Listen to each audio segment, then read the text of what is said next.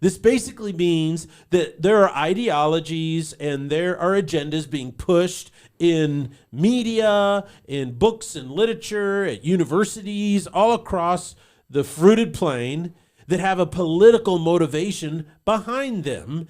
And it means that what they're doing is they're using your life to advance their agenda in vying for power.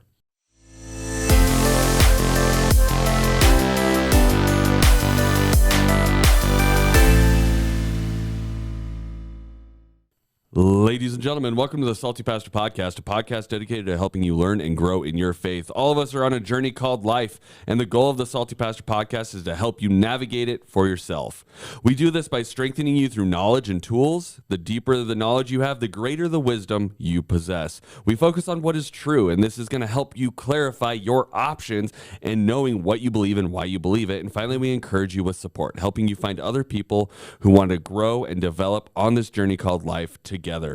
Again, my name is Maher. I'll be your host, but we cannot do this without the one, the only, the salty pastor himself, Dr. Douglas Peake, wearing his salty shirt today. So I don't know if that means you're going to get extra salty or just the regular amount of salty. I don't know. It's good to be here. We got a lot of things going on because I do believe that what we're talking about, marriage in this family series is under an assault by our society. And unfortunately, when people have bad marriages or their marriages dissolve or they can't find the right partner, their lives are miserable, and yet our society is gaslighting people and telling them, do this and it'll work, and it never does. And it's like, when will people wake up and realize it's not, true what society's telling you? So I'm really glad we're studying this topic, and today is going to be pretty salty. Yeah, and we're focusing on our families, and the first foundation stone for a healthy family is marriage, right, Pastor?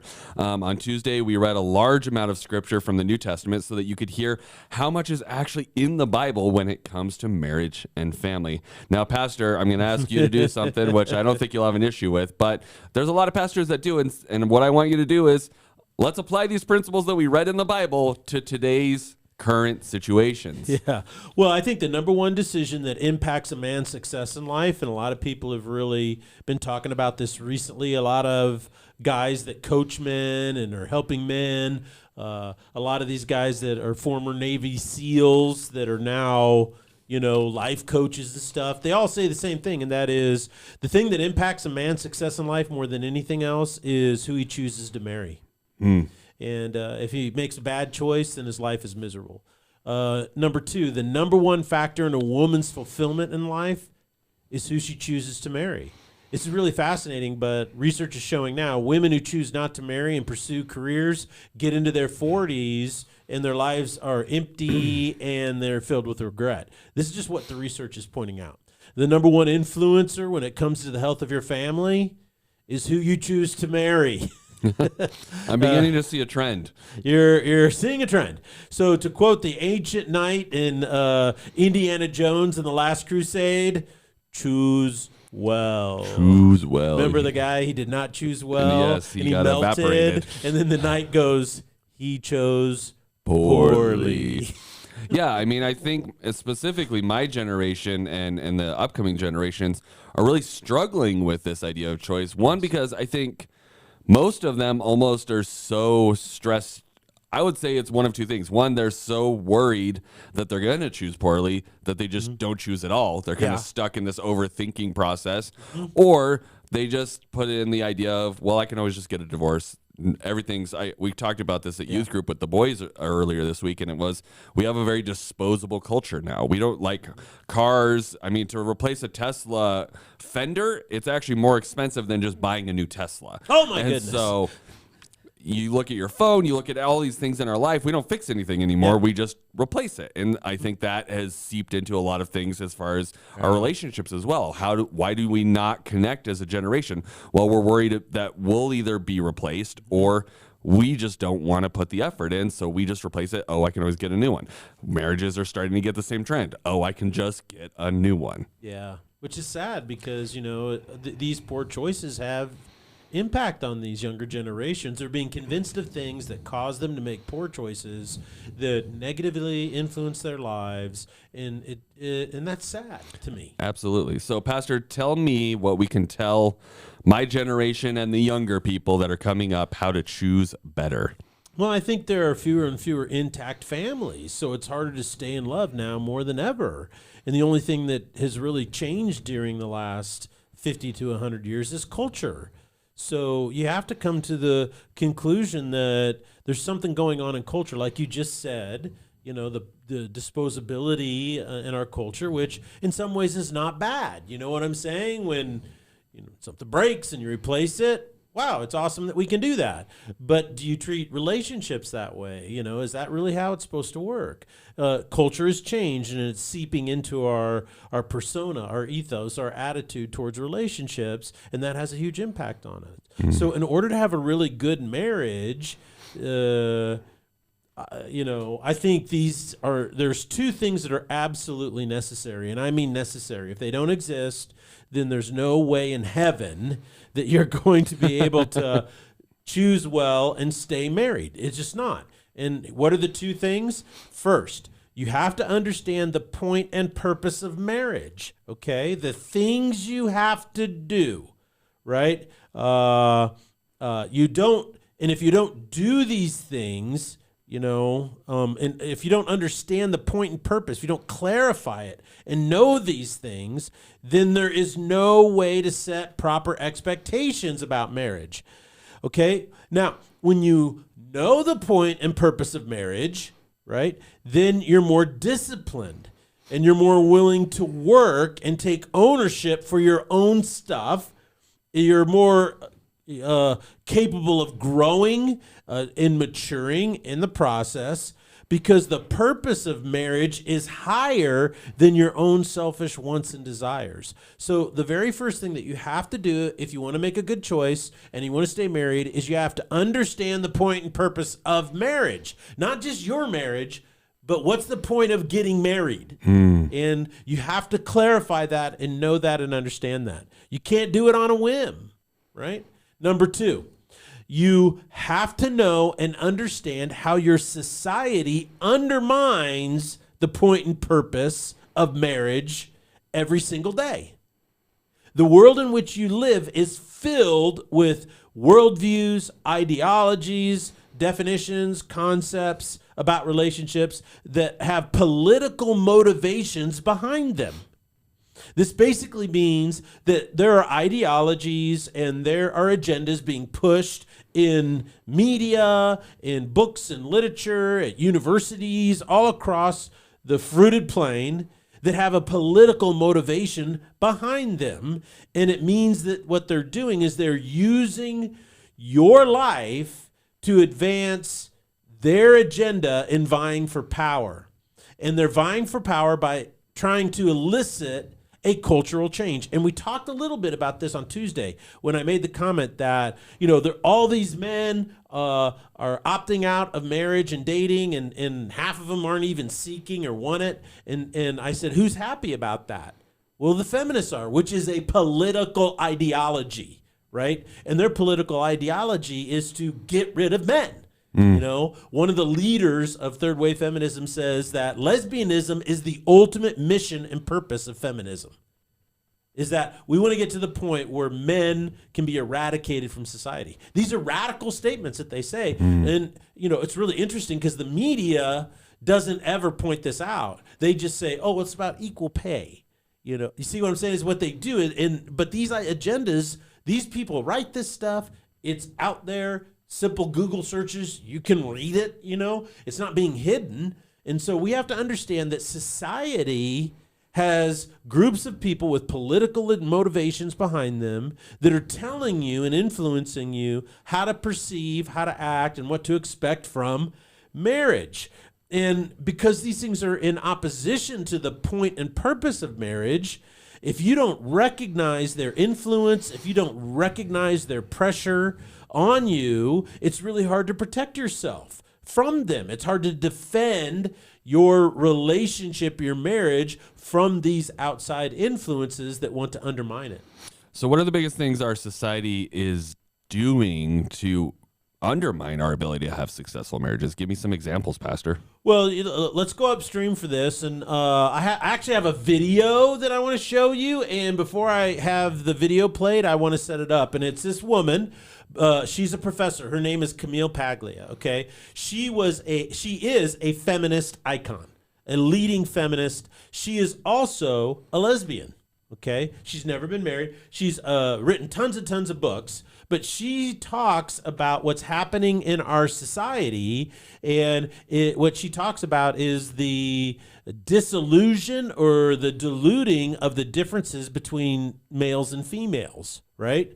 So let's listen to what she says, and then I'm going to talk about how this is a person that pretty much disagrees with all of my propositional things that I believe in, right? Mm-hmm. And yet she says something that she's come around to agree with what I've been talking about for a very long time. So let's listen.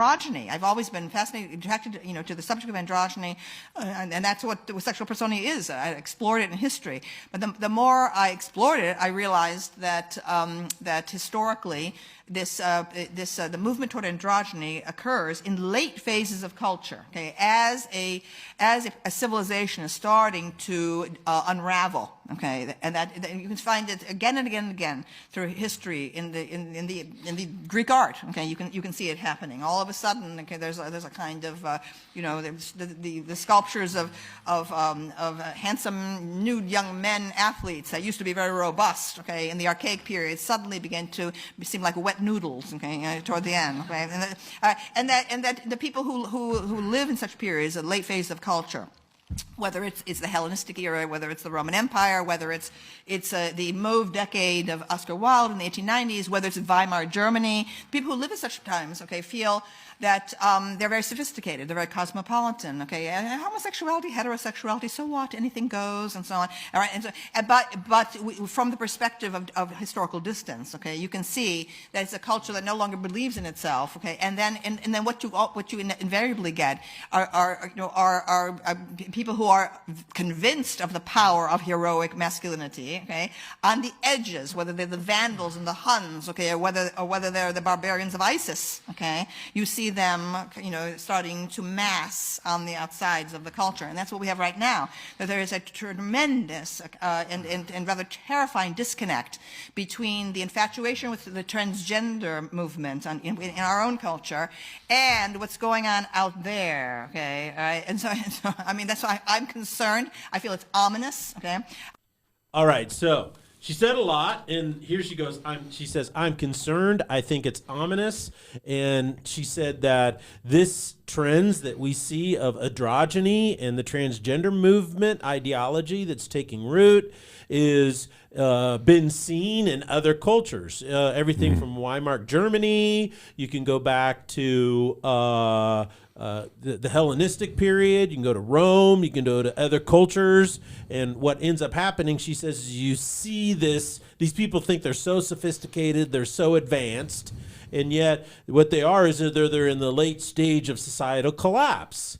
And I think what's happening here is what she's pointing out is there is a denial of specific roles, that there are males, there are females, there is masculine, there is feminine, and society's role is to attempt to remove any difference between the two. And I don't try to be political, but when the president of the United States stands up in front of people and says there's no difference between males and females, women can do anything that males can do, and the press applauds it, is so enlightened and civilized and cosmopolitan, what we're witnessing is the collapse of our society. And because there's the notion that there's no difference between males and females is just absolutely unequivocally crazy. It's just nuts. And that is seeping into everything. Your society is undermining your capacity as an individual to have a healthy, normal relationship by destroying any semblance of difference between males and females. And when you do this, you're destroying all sense of roles. That males are required to step up and have certain roles and do certain things. When you push a man to take responsibility for himself and step forward and be a man in his marriage, women who are married to these men applaud. Mm-hmm. They love it. They realize, wow, this is so amazing what's happening. And so what you have to realize is your society is absolutely in opposition to this idea that builds healthy marriages. Because males and females are attracted to each other. They're bonded to each other. They improve one another. They help each other, encourage one another, stimulate one another on the basis of what is known as polarity. They're not the same. If you do not maintain a modicum of polarity in your marriage, you're not going to have a healthy marriage. I can't tell you over the last 37 years how frustrated women are when they come in and they go, I'm the main breadwinner and I'm raising the kids and I'm doing the housework. I don't know what my husband does all day, right? Because he's not helping out. I'm exhausted and I'm sick and tired of it. And he won't get a job. He has no ambition. He has no self-esteem. He has none of these things. And I go, well, the reason why is because you're being both feminine, right? Taking care of kids and caring and doing all of these types of things and housework and things like that. You're also masculine. You're making all the money and you're budgeting it and spending it and you're doing all these things. Now, does that mean that in your marriage, only men can manage money? No. The point is that when a woman assumes both masculine and feminine roles in her marriages, it never works out. Conversely speaking, when a man assumes feminine roles in his relationship with his spouse, guess what? It never works out. One of the biggest things that I have heard, I know this is anecdotal, but I'm sure there's some research out there that points it out, is that women require to be healthy spiritually and emotionally a sense of security, right? They have to have a sense of security. And so that means they have to have confidence in their male. And what is really, really interesting is Jordan Peterson talks about this. One of the highest aspects, right, of masculine behavior is the drive to protect, right? And another part of masculine behavior is a lack of agreeableness. Right. Okay. And there's women who are feminine tend to rank much higher in agreeableness, right? So you think through thousands and thousands of years of human history, who is it who's usually out adventuring and discovering new things? It's mostly males, right? Because males they always want to go out and they want to discover fight a bear or something. Yeah, they want to fight a bear. Whose idea was it to, strap a rocket ship to a motorcycle, to see how fast it would go? Do you think a bunch of girls or women are sitting around drinking coffee going, wow, this would be awesome, right? Who did that? Now, can a woman figure that out and be an engineer? Sure. Could she be a mathematician? Yeah. You're missing my point if you don't understand what I'm saying. Well, that's kind of a redundant thing to say, isn't it? You're missing the point if you don't get this. And the point isn't capability. Women are just as smart as men. Men are just as smart as women, right? But they are totally different in what drives them and motivates them and what they care about. Feminine is primarily considered interested in people more than things. Guys can sit around and talk about things all day long. They can talk about their guns and their cars and stuff. Women tend to talk about people and relationships, right? And so they're much more higher in agreeableness. This has all been proven psychologically. Nobody doubts the literature on this, right? And yet the president of the United States stands up and says there is no difference. It's absolutely ridiculous. And so what happens is if there's no polarity in your relationship, and the point I was going to make is that women come in and say to me, I'm so frustrated. I don't have any respect for him. I don't love him anymore. And then the guy says to me, I don't understand. I do everything she asks and everything she wants. I always agree with her, and now she says she doesn't respect me. And then she says, exactly. See, that's the point, is a feminine woman does not feel secure from feminine energy. And feminine energy is high in what? Agreeableness, right? If you want, you have to keep that polarity. If you're a man in your relationship and you want your wife to be secure and relax and not be frenetic all the time, you have to be masculine. And that means sometimes just simply saying, no. Why can't we do it? Da, da, da. Because I said so. See, what you're communicating to her is, as a man, I have non-negotiables. As a man, I'm not going to do that. As a man, we're not going to bust the budget. You know, he has to learn to say no. Okay? And that's how you maintain polarity in the relationship. See, oftentimes women want to solve problems. What? The feminine tends to emphasize the emotional side of it, which is very important. I'm not discounting that. And men tend to solve problems logically. Okay? And so this is how you keep households out of debt. This is how you keep households on track. This is how you solve problems. You have to have logical as well as emotional together. That's polarity. You see, so the issue here is that you live in a society today that doesn't want polarity, right? And it is doing everything it can to destroy polarity, and that's why it's so hard in your marriage. That's why you have all these guys that don't know what to do in their marriage because they've been told that any manifestation of masculinity is toxic. And they're good guys, right? A lot of Christian men, they're like, well, I want to do what's right, and I don't want to scare my wife by being masculine. But that's the world telling you what to do, not God. God says over and over again in all those verses that we read on Tuesday that you were created a male, you need to act like a male, you need to stand up and lead like a male, and you need to give her something that she can respect and honor. You know, acting like her girlfriend all the time and being feminine and emasculated and a beta male does not do that. It just creates instability. So, and then you add to our society's push, and you see the manifestation of this over and over again in the way our society is pushing this trans movement. The trans movement is the personification of a society that is crumbling before your very eyes. The very notion that sex and gender can be separated is a logical fallacy of epic proportions. It is some idiotic notion created in some cultural Marxist's professor's mind in some university who doesn't live with the conclusions of their own position. It's just absolutely absurd. You cannot separate it. It's impossible. Because our gender expression is rooted in our biology.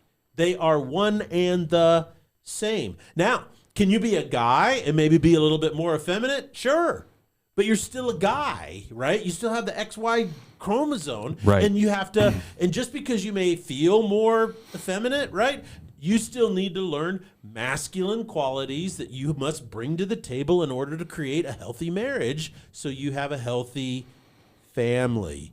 The very notion that sex and gender are different is a fallacy just when you ask very basic, simple questions. Like, for instance, this. If a transgendered person needs gender-affirming care, why is gender-affirming care require a sex change if sex and gender are totally separate? That is a good question, Pastor. See, it's just... These are basic questions, and it's symbolic of our society. In some ways, it's gone off a cliff. And even people like Camille Paglia that you just listened to, who is a feminist icon, she's a lesbian, and she says, this is crazy. So what else is society doing that undermines our healthy marriages outside of what we just covered? I know we don't have a lot of time left, so I want to just get any other thoughts you have before we wrap up for the day. Well, I think that we have to realize that it's not just a ideological thing where people are just giving you ideas. You sit in a university class and they fill your head with this stuff. But I think there's other ramifications. There's a ton of research coming out right now. And if you're a young woman, you need to understand this, okay? And what happened is probably the most radical technological shift in the last 100 years was the pill. People don't realize this. And coupled with the sexual revolution, okay? And I want you to listen to this gal in a TED Talk. She talks a little bit about the implications of women when they are on the pill and what it does to their desire and who they desire as males. Let's listen real quick. So research finds now that women who are on the birth control pill prefer partners with less masculine faces than do their naturally cycling peers. And this is something that is found both when women are identifying men that they would like to have as short-term sexual partners, and also the people that they'd like to have as long-term romantic partners, right? The research has also found that pill-taking women are actually choosing as partners men with less masculine faces relative to naturally cycling women.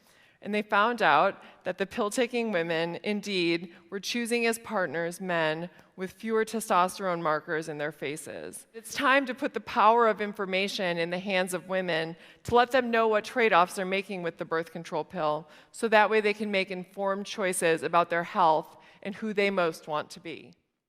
Okay, see, now here's this gal who's talking about science and research saying that when women are on the pill, they pick men who are more feminine than masculine. And this also spills over into not just facial, markers, right?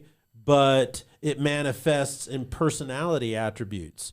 So when women are on the pill, women will go on the pill in college or high school, right? Because they don't want to get pregnant and they want to be sexually active. And so they think, oh, it's no big deal. But what happens is they choose as short-term sexual partners or long-term relational partners, men who are less masculine, right? Then they come to a point where they decide, I'd like to start a family, okay? So they've lived with this person, married to this person for any number of years, maybe 10 years, 5 years, who knows how long. And then they decide to have a family. So she goes off the pill, right? And they have 2 or 3 kids, usually in fairly close succession, because now family planning is all about having your kids within a certain period of time, right? People like their kids close together. They grow up, they do better. That's what I hear. Happens all the time. And then so after that, once they have 2 kids or once they have 3 kids, they all married couples face this choice, and that is, well, is he going to get a vasectomy or is she going to have her tubes tied? And a lot of times the female will say, I'll get my tubes tied, right? In other words, she gets sterilized so she can't have any more kids, right? So what does that mean when she gets sterilized? She doesn't need to take the pill anymore. She doesn't take the pill anymore. What happens if her husband gets a vasectomy? She doesn't take the pill anymore. And so then guess what happens to her desire, and guess what happens to her physiologically, emotionally, because of her hormones are being changed now. So this guy that she picked when she was on the pill is now less attractive because he's more feminine in his attitudinal attributes. He's more emotional than logical. He's more interested in community sharing, and we're both partners, and we want to. And she's like, "Well, I want to stay at home," and he's like, "Well, we can't make it unless we both work." And so you see, what people need to realize, and what the gal says is, you need to have the knowledge and the trade-off of what you're doing. This is because of your society. Now, am I saying you shouldn't take the pill? No. What I am saying is that your society has adopted technologies and pharmaceuticals that change your makeup. And you need to know that, because our goal here at Salty Pastor is to tell you the truth, give you the knowledge and tools so that you can make your choices. And you've got to realize that if I am on the pill and I'm sexually active and I've been on the pill for a while and I find a guy and fall in love with him, but then when I go off the pill, I'm going to have a totally different emotional makeup towards this situation. And we're going to have a lot of problems. And that's exactly what's happening. I see it all the time as a pastor. So this is happening in our society that promised freedom for to have sexual activity divorced from childbirth. And by separating sex from procreation, it changed the very nature of relationships. It's changed the structure of relationships and how they're formed. You need to know this because you've got to work through those things if you want a healthy marriage, which is the foundation of a healthy family. Absolutely. Well, thank you so much, Pastor, for sharing all these insights with us in relation to what the Bible is talking about. This is current day aspects that we're dealing with that we need to be aware of, and that you need to be able to make a choice with the proper knowledge, not just the superfluous knowledge that the culture lets free when it feels is necessary, but what's actually happening and why it's important. So now with this knowledge, you're armed and you can decide what you believe and why you believe it, because you now have more information. So we thank you, Pastor, for sharing that with us. And we thank you guys for joining us here on this Thursday episode of the Salty Pastor Podcast. And we'll see you on Sunday here at Foothills Christian Church. Blessings.